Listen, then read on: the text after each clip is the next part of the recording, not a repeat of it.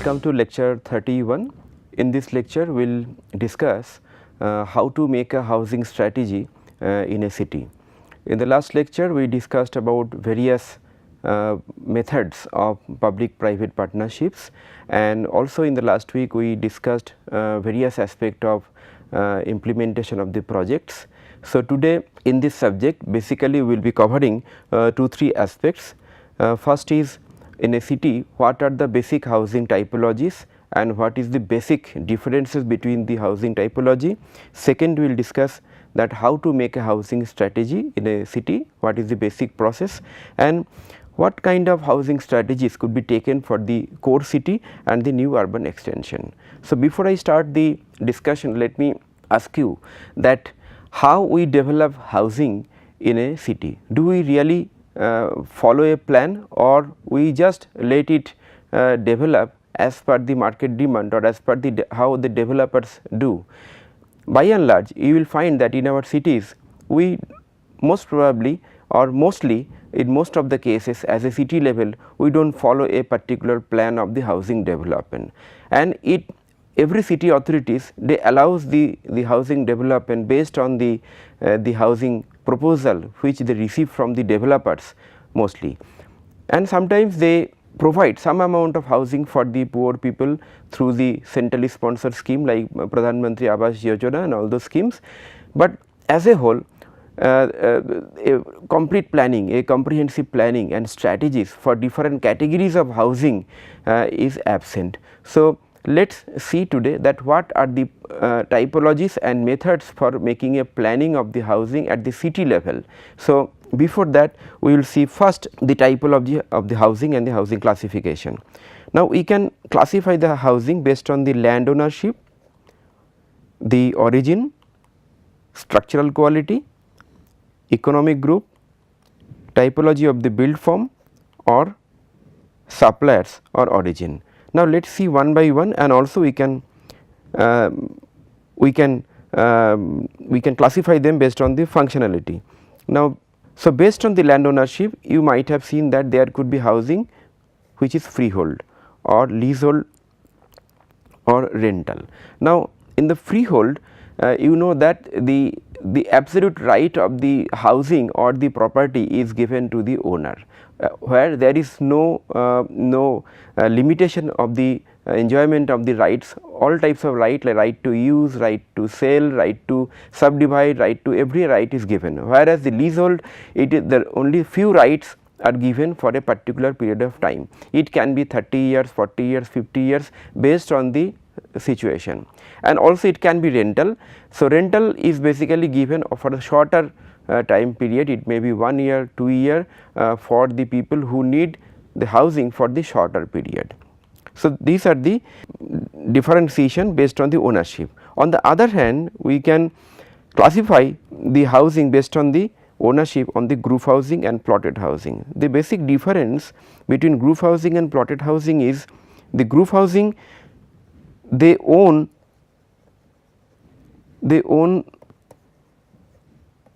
the apartment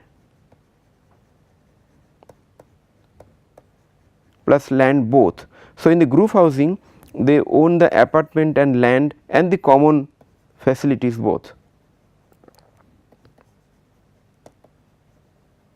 whereas I am sorry in the plotted housing they own the apartment, land and common facilities everything, and in the group housing they own only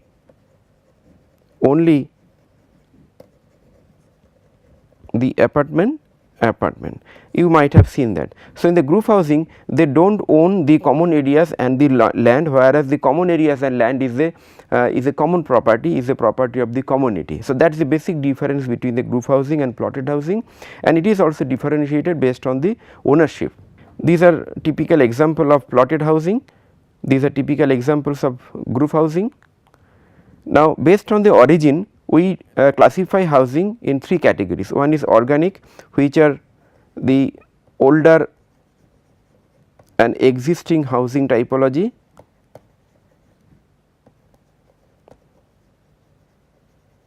in most of the cities you might have seen that these organic housings are mostly concentrated on the core areas or in or also peripheral areas. The formal housing typologies which developed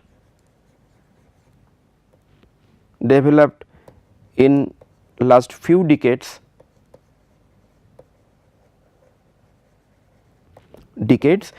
like the group housing, like any other formal housing, and informal housing which has come as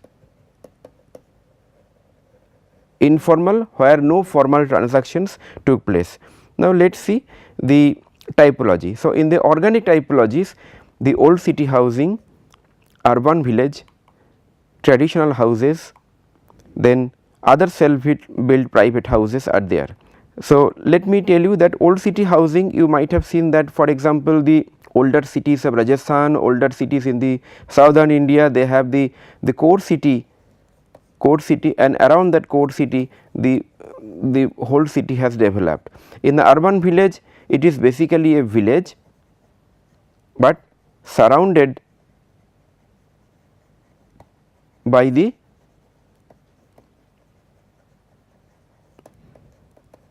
growing city. You might have seen that all the metropolitan cities which has grown from a small cities to a large cities, they have basically surrounded the neighboring villages, and those villages has become urban village. Those are called urban village. The traditional houses are basically older houses having traditional architectural style or traditional cultural representation in terms of the building and the arts, and also there are other self built or the privately built plotted housing. Apart from this, there could be core city. So, these are the examples of the core city housing. You can see this is from the city of Jodhpur. Urban village, these are the examples of urban village. Traditional houses, you can see a particular architectural style which depicts the area of the regional setting. For example, this picture shows the hill areas, which shows the cultural setting of the hill areas. This picture is taken from southern part of the India. Then private plotted housing. Apart from this, these are privately developed plotted housing. In the formal categories, there are private developers housing, basically these are group housing, private developers housing, public developer, for example, housing board.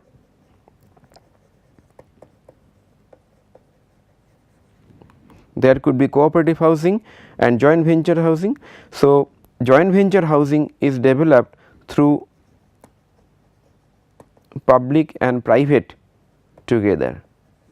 So, here the public developer, that is the government developer, they take the share of the land, and private they take the share of the finance. In cooperative housing, it is done by cooperatives, or it can be done by the employees and institutional housing, and it can be rental housing also. Now, let us see some of the example, you will understand better. These are typical privately developed developers housing. You will find most of the cities in Delhi or in many metropolises or even medium type cities. These are publicly developed public housing project. This example is shown, it is done by Mahada, which is in Maharashtra Housing and Area Development Authority. And then there could be joint ventures housing. This is one of the earliest joint ventures housing, which is this particular project was done by government of West Bengal and the Bengal Ambuja group. Then cooperative housing. In cooperative housing, people join together to make cooperative and make houses on their own using the technical help from architects and engineers.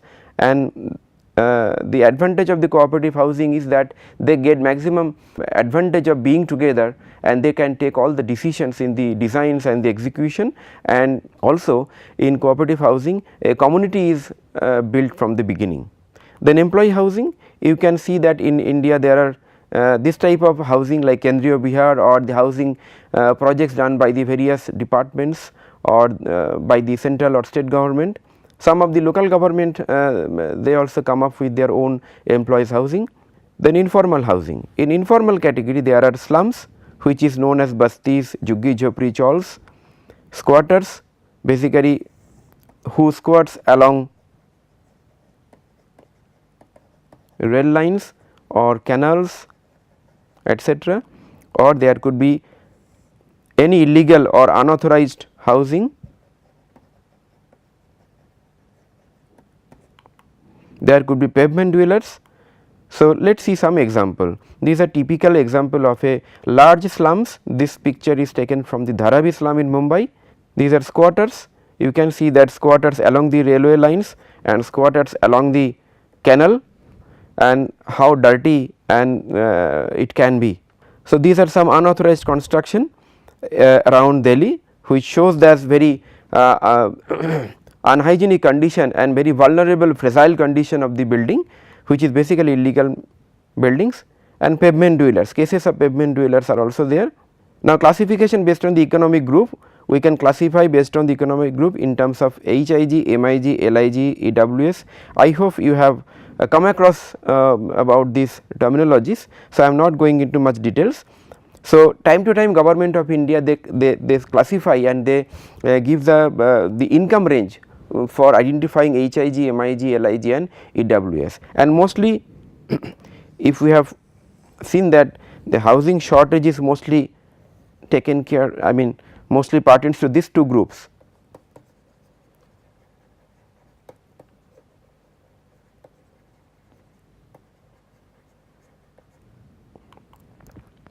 Based on the build form, we have high rise, so we can have high rise, mid rise, low rise or something like that.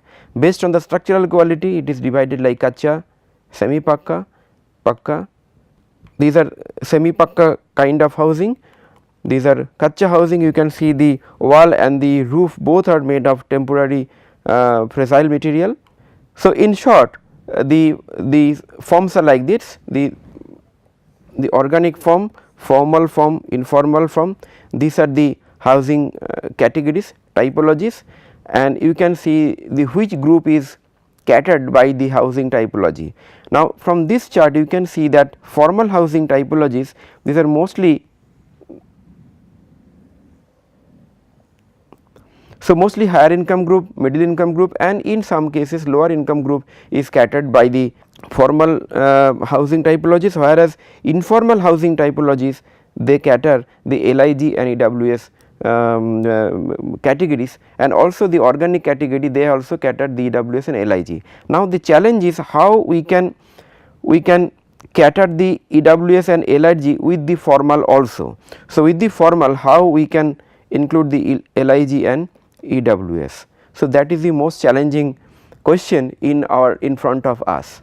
Now, apart from this, there could be some functional classification for special categories of housing. For example, transit houses. If there is a disaster or if there is any such situation where you need to shift the people from one place to another place, and then after some time you move them in their original place, those kind of situations you need transit houses.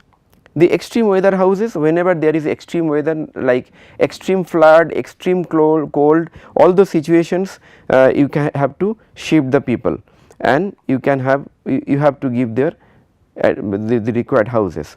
The old age or the senior citizens housing, you might have seen that in our cities, metro cities and any other cities, now there is a trend that the senior citizens they want to have their house particularly built for the senior citizens, because they provide and they offer multiple facilities which is otherwise not available in normal housing complexes. For example, some medical facilities, some assisted facilities. So, that is coming up in bigger cities. Working women's or men's home hostels.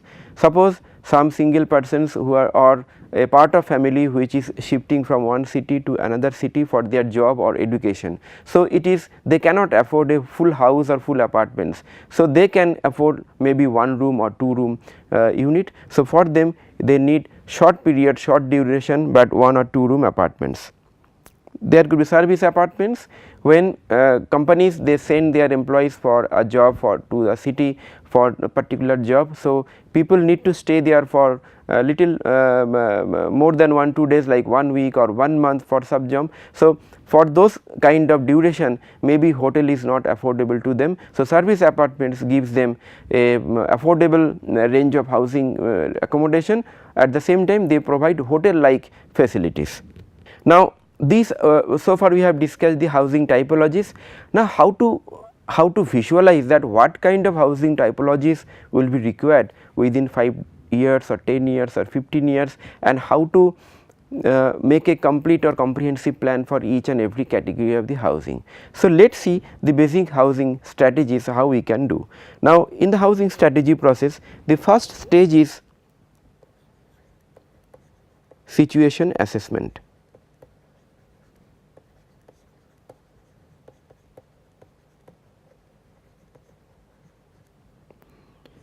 So, when you do situation assessment, we see category the elements like land, then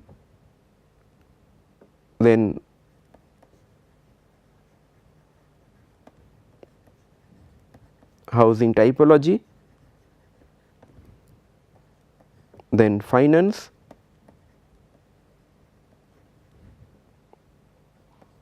then legal status, etc. Now, the question in land is that whether we have the available land or not. So, availability of the land is important. How much land you have within the public ownership, which can be used for the housing, or under the public private type ownership. In the housing typology, the main question is how many, and then where are those housing typology situated, and what are the issues. In the finance, the questions are whether it is available for large project. In the legal status, that what are the legal or administrative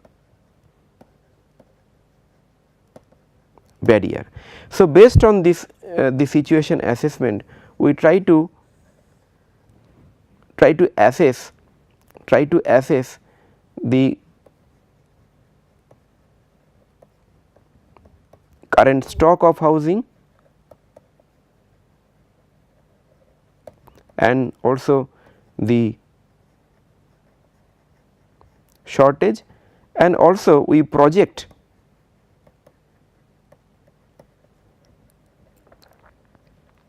the housing need for a future year. For example, if we do the plan in 2018, it can be 2025 or 30. So, after calculating the current stock, we also calculate the shortage, and then we make the projected housing requirement for a future year like 2025 and 30. Now, based on this, now this projection is based on the population projection which is given in the city plan, and based on this we do basically we estimate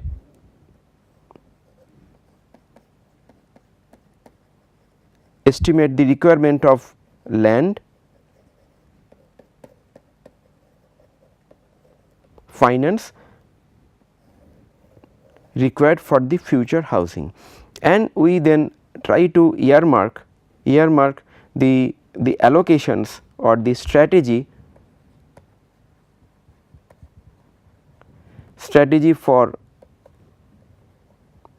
old or core city or existing city, and strategy for new urban extension.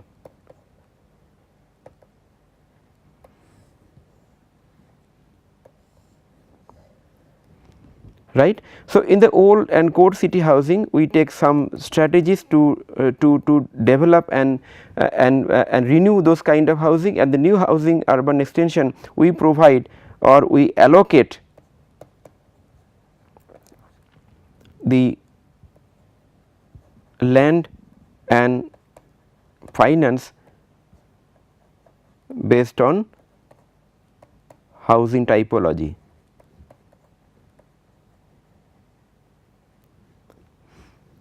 And its trend. For example, the housing typology studies in the stage 1 which I discussed here, like how many typologies are there in the city, where they are located, what are the issues and what are the trends, and after studying that we can identify that what is the major trend, which housing typologies are preferred in the city, and based on that we can allocate this the land and the finance, and we can also identify few strategy for the to implement. So, this is in short the how we do the housing strategy. So, in the stage 1 what we are telling as a housing situation assessment, in stage 2 we are analyzing the situation assessment in terms of the stock of the housing, shortage and the projection, and in stage 3 we are making a strategy for the old city, new urban extension, and we are allocating the land and the finance for every sector. Now, let us see that in core city and the new urban extension what kind of strategies are taken. So, in the core cities, basic important part is the understanding of the core city context. The core city or the existing city it may be having different kind of housing typologies, different kind of housing density, different kind of infrastructure stress. So, understanding that context, its origin, its culture, and also understanding its issues, what kind of issues are there, issues in terms of the socio-economic problem, issues in terms of the infrastructure stress, issues in terms of the dilapidation, etc. And then we need to assess the infrastructure stress and how much infrastructure that particular area it can carry or it can hold. So, that we call as either holding capacity or carrying capacity, how much infrastructure it can be developed in maximum extent.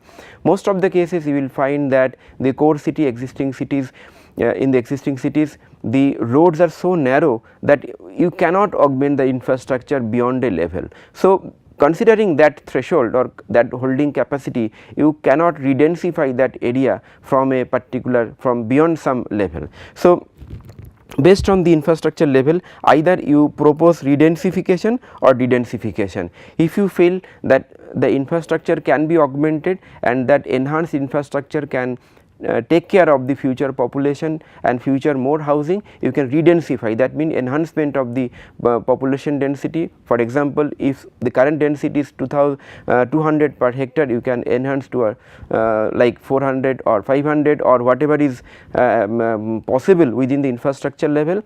And if you find that the infrastructure augmentation is not possible and before that it has become very congested, very chaotic, so you dedensify, you allow very less amount of FAR and you encourage them to shift to other part of the city in the new urban area. So, that kind of strategies to pull and push is required for when you make the housing planning for the city.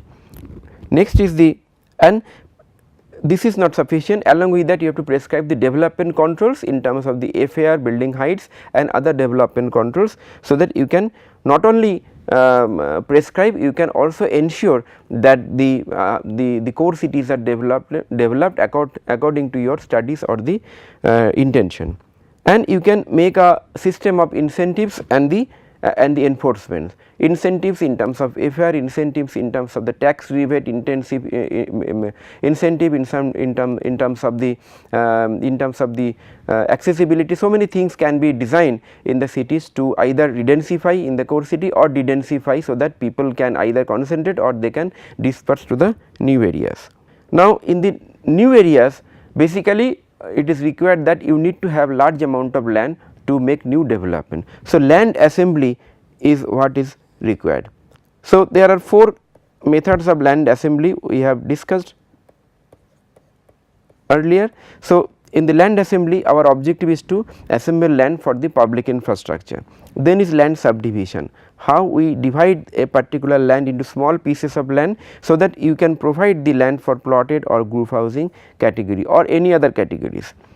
Applying contemporary concepts like transit oriented development, compact city, smart city, non-motorized transportation into the new areas. You might have seen that in the core areas these kinds of concepts may not be applicable because the space is so narrow, so congested, it is very hard to to accommodate them in the congested area. So, in the new urban extension definitely you can develop the concept like transit oriented development, compact city and the smart city and the non-motorized transportation. Then what is your investment and development strategy for the new urban extension? You might have received a large amount of land, but what you are going to do with finance, how you are going to mobilize the finance. So, what is the role of the private developer, what is the role of the other funding agency, that you have to work out with your team. The land disposal, once you got the land you have subdivided the land into plotted and group housing. So, how you dispose them to particular group, particular individual, what is your strategy? Are we going to give some priority for the poor people? Are we going to give some priority for some particular housing typology, for example say institutional housing or cooperative housing, to enhance the involvement of the community, or are you going to give the priority for the developers housing? If so, what are the control mechanism? These are the questions coming should come in your mind before disposing the land for the market. And you should have a system of check and balance, so that the development of the housing is become harmonious with the surroundings, and it should comply with the overall provisions of the city plan and the master plan. So, the housing development should not be done in isolation. Housing development plan should be done in continuity, in integration with the city plan and the other infrastructure plan like road network, sewerage, drainage, etc. So, let us have a quick look of the how we do the land subdivision. Earlier we talked that in the new urban extension you need to assemble the land and you subdivide the land into various pieces. So, here in the subdivision of the land you have to think about the levels of planning. That means you can subdivide the land into various categories, like you can divide into several neighborhood and 4 or 5 neighborhood can make a sector, and you can provide neighborhood level facilities like that, and a sector can also have their own facilities. So, this kind of levels is required to consider. Then access road, the peripheral access road or the internal access road need to be discussed. So, peripheral and internal, that is required to be considered. Intended development, one kind of development you are going to have, like group housing, plotted housing, cooperative housing, institutional housing, density, the height, whether it is a low storied height or medium height or the large or the very high storied. So, those kind of typologies you need to be considered before land subdivision. Then size and shape of the plots, it is also important to maintain the density and compactness and affordability. You cannot make very large plot which people cannot afford, or you cannot make a very small plot which people cannot make the house. So, deciding the size and shape of the plot, so that each category of the people they can make their house properly, and they can develop the dense development, because land is very scarce commodity. So, at the same time you have to provide the adequate land parcel size to the individual person. At the same time, as a whole, as a community, you have to develop a particular density to maintain the density and the housing prices, because land is very costly commodities. And next is build form and the urban design. Overall, in 3-dimensionally how the area looks like, how a housing community, a neighborhood, a sector looks like. Does it gives a very soothing effect, or does it give a harmonious effect? What kind of effect it gives in terms of their color, in terms of their build form, in terms of their treatment in the building. So, all those kinds of things are also need to be considered. Later on I will discuss a few elements of the design in some lecture. So, I am not going into much details at this point of time. Then distribution of the facilities. The facilities has to be distributed in such a way so that each and every people they get a equitable share of the access to the facilities. For example, the school, health system, the community facilities, the recreational facilities, all the facilities has to be distributed in a very harmonious way, so that and in a very equitable way, so that people can access the facilities. Now, just let us have a quick look of the some of the example. So, in this example you can see that this is a neighborhood, this is another neighborhood, this is another neighborhood, this is another neighborhood, and these are the peripheral larger road, and these are the internal road. So, this internal road are 10 meter and these are collector road about 18 meter, and how there is a system of continuous open space you can understand. So, every neighborhood is having one open space and it has also a common facilities like that. So, these are the common facilities which will serve the neighborhood 1, neighborhood 2, neighborhood 3 and neighborhood 4. So, this type of system is also replicated in the surrounding sector. So, this example is taken from New Town, Kolkata. Now, you can see how the plots are distributed. So, these are basically housing cooperative plot, these are individual plots,